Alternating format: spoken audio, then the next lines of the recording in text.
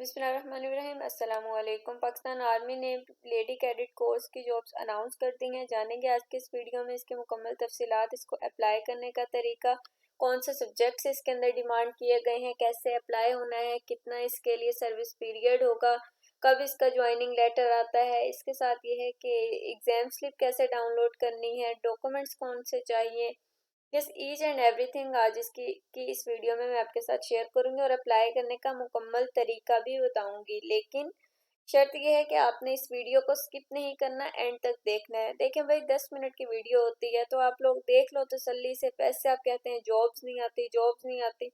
अब जब आ गई हैं जॉब्स तो फिर आप लोगों को जल्दी इतनी होती है, निकाल लो 10 मिनट, कोई बात नहीं, खैर है। चलो अब हम स्टार्ट करते हैं। अच्छा देखें, इसके अंदर जो है जो अनाउंस हुई है, इसकी सबसे पहले हम लेडी कैडेट कोर्स की डिटेल्स देख लेते हैं। अच्छा, अब इसके अंदर आप देखें कि जो इसके लिए लेडी कैडेट कोर्स के लिए जो एज चाहिए वो आपकी 28 ईयर्स होनी चाहिए। ये आपने काउंट कर लेनी है। मई 2025 के अकॉर्डिंग 28 ईयर्स एज लिमिट होनी चाहिए, तब तक आप इसमें अप्लाई कर सकते हैं, ठीक है। अब जो इसके लिए मैरिटल स्टेटस अनमैरिड होना चाहिए। सिर्फ फीमेल्स इसमें अप्लाई कर सकती हैं, मेल्स नहीं कर सकते। और हाइट आपकी 5 फीट होनी चाहिए, मिनिमम आपकी हाइट 5 फीट होनी चाहिए, ठीक है।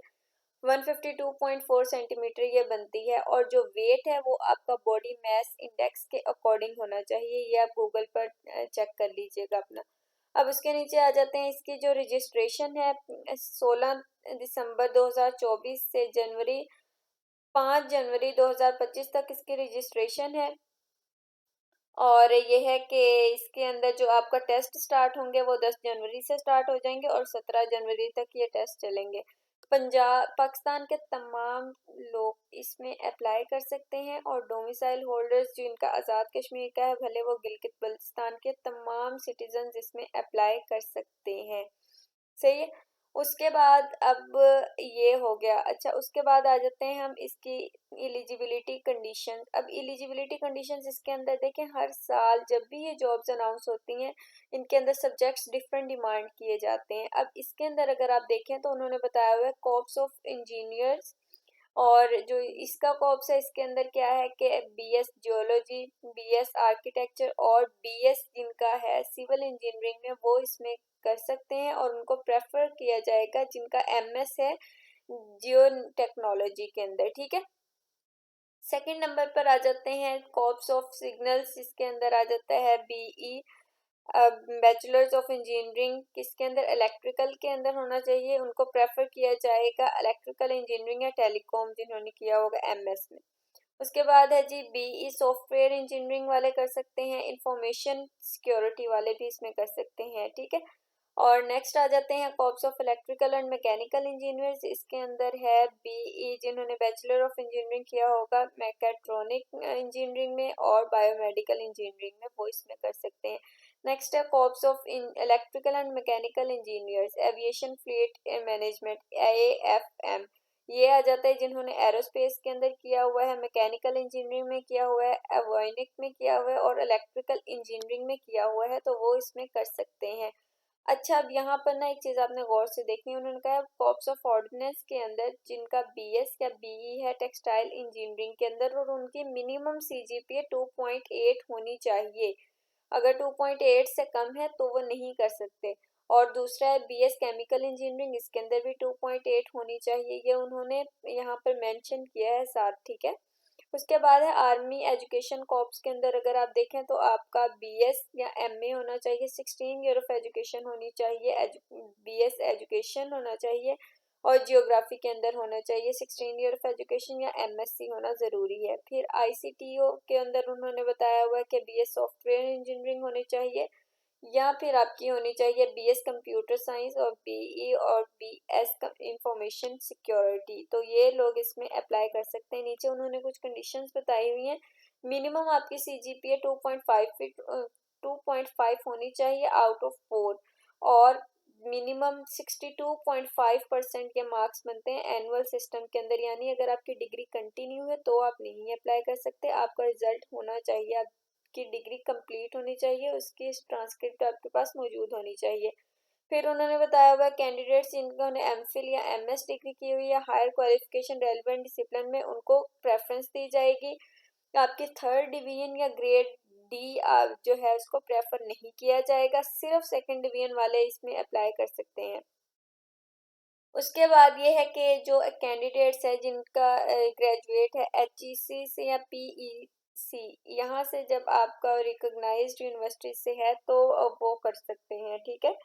उसके बाद उन्होंने बताया हुआ है कि जिनकी 4 ईयर ऑफ एजुकेशन मुकम्मल नहीं है वो इन एलिजिबल हैं, वो अप्लाई नहीं कर सकते। और नेक्स्ट लास्ट में उन्होंने बताया हुआ है कि जो कैंडिडेट्स हैं अक्वायर्ड क्वालिफिकेशन जो प्राइवेट स्टूडेंट्स होंगे वो भी अप्लाई एलिजिबल नहीं होंगे। तो ये सारा था इसका जो था एजुकेशन के हवाले से। अब हम उसके बाद देख लेते हैं जी इन एलिजिबिलिटी कंडीशंस। अब इसके अंदर आ जाता है कि वो जो आईएसएसपी से 2 दफ़ा जो है वो स्क्रीन आउट हुए हैं वो अप्लाई नहीं कर सकते हैं। जो परमानेंटली डिक्लेयर हुए हैं अनफिट वो अप्लाई नहीं कर सकते। जो डिक्लेयर हुए हैं मेडिकली अनफिट वो भी अप्लाई नहीं कर सकते। जो डिक्लेयर हुए आर्म्ड फोर्सेस हॉस्पिटल से वो भी अप्लाई नहीं कर सकते हैं। जिनका training institution of armed forces on an किसी भी ग्राउंड के अंदर विड्रॉ हुआ है वो भी नहीं कर सकते। जिनका विड्रॉ हुआ है कहाँ से, आर्म्ड फोर्स कॉलेज से या इंस्टीट्यूशन ऑन डिसिप्लिनरी ग्राउंड से, वो भी इसमें अप्लाई नहीं कर सकते। और जो रिमूव या डिसमिस हुए हैं किसी भी गवर्नमेंट सर्विसेज जिसके अंदर आर्म्ड फोर्सेस आते हैं वो भी अप्लाई नहीं कर सकते। और जो कन्विक्ट हुए हैं कोर्ट ऑफ लॉ किसी भी ऑफेंस की वजह से वो भी इसमें अप्लाई करने के लिए इन एलिजिबल हैं। तो ये थी इसकी इन एलिजिबिलिटी कंडीशंस, ठीक है। उसके बाद आप देख लें वो कह रहे हैं कि अच्छा इसके अप्लाई करने के 2 तरीके हैं, ठीक है। एक तरीका तो ये है कि आप जो है इसकी वेबसाइट पर जाएं।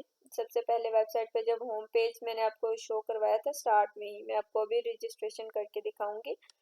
हाँ, आप होम पेज पर जाएं, वहाँ पर अप्लाई नाउ पर क्लिक करके आप अप्लाई कर दें। दूसरा तरीका ये है कि आप किसी भी नियरेस्ट जो आर्मी सिलेक्शन सेंटर हो वहाँ पर आप जाकर भी इसके लिए ऑनलाइन अप्लाई कर सकते हैं, ठीक है।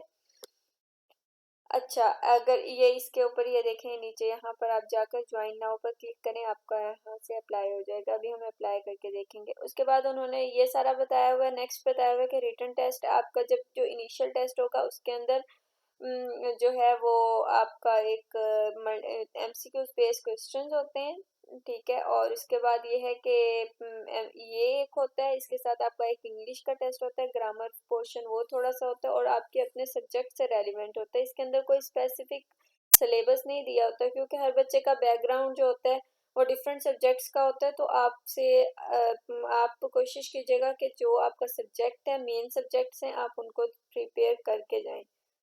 अच्छा, ये होने के बाद नेक्स्ट क्या है कि जो इनिशियल हो जाता है फिर उसके बाद मेडिकल होता है। मेडिकल हो जाने के बाद फिजिकल होता है। फिजिकल के अंदर ये होता है कि फीमेल्स को क्वालिफाई करना होता है। 1.6 किलोमीटर रनिंग होती है, 14 मिनट्स के अंदर इसको करना होता है। जब ये हो जाती है, जब यहाँ से पास आउट हो जाते हैं, फिर वो शॉर्ट लिस्टेड कैंडिडेट्स को आईएसएसपी लेटर रिसीव होता है। और वो जो लेटर रिसीव होता है वो कॉल्स के थ्रू उनको रिसीव होता है, ठीक है। अब इसके अंदर एक और चीज़ मैं आपको बता दूं कि जैसे ही आप इसके में अप्लाई करते हैं, अप्लाई करने के बाद आपका वो आ जाती है 5 से 7 दिन के अंदर एक स्लिप जनरेट हो जाती है कि हाँ अब आपने जो है इस डेट को आपका टेस्ट होगा और आपका टेस्ट कंप्यूटर पर होता है, ठीक है। कंप्यूटराइज्ड बेस का टेस्ट होता है। आपको इतना नॉलेज होना चाहिए कि आप इजीली उस टेस्ट को क्लियर कर सकें और ये कितना यूज़ करना आना चाहिए आपको कंप्यूटर से। ये तो ये थी इसकी कुछ इन्फॉर्मेशन। उसके बाद हम नीचे देख लेते हैं कि अच्छा यहाँ पर उन्होंने बताया हुआ है कि जब आप आईएसएस भी रिकमेंड हो जाते हैं तो फिर उनको इंटरव्यू की कॉल आती है और वो आपका GHQ general headquarter selection board जो रावलपिंडी में है वहाँ पर आपका इंटरव्यू कंडक्ट किया जाता है। जो डॉक्यूमेंट्स, ये अपने डॉक्यूमेंट्स अगर आपने ऑनलाइन करना हो तो फिर आप तभी आपको ये डॉक्यूमेंट्स चाहिए। लेकिन अगर आपने साथ जब आप किसी साथ आर्मी सिलेक्शन सेंटर से अप्लाई करवाने जाते हैं तो आपको ये डॉक्यूमेंट साथ लेकर जाने होते हैं। इनको आप खुद रीड कर लीजिएगा, ठीक है।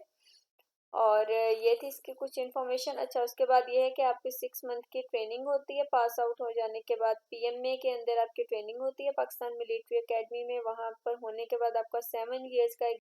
अच्छा, तो ये है कि 7 ईयर्स का आप बॉन्ड साइन करते हैं कि आप उस सर्विस को छोड़ नहीं सकते हैं, ठीक है। चलो, ये तो थी इसकी कुछ इन्फॉर्मेशन। अब हम चलते हैं इसके अप्लाई की तरफ। देखिए, जब आप इसमें अप्लाई करते हैं, जैसे आप यहाँ पर अप्लाई नाउ पर क्लिक करेंगे, क्लिक करने के बाद आपके सामने एक ऐसे फॉर्म आ जाएगा, ठीक है।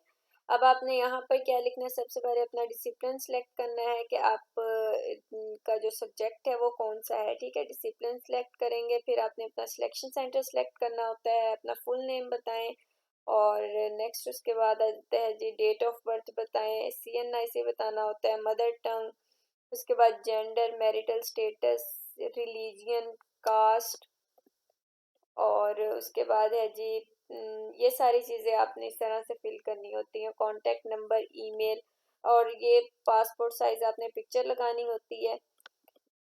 ये करने के बाद ये नीचे एड्रेस डिटेल्स आ जाती हैं आपकी, और उसके बाद एजुकेशन डिटेल्स आ जाती हैं, स्पोर्ट्स एंड गेम्स के बारे में पूछा हुआ है, नेशनैलिटी डिटेल्स पूछी हुई हैं।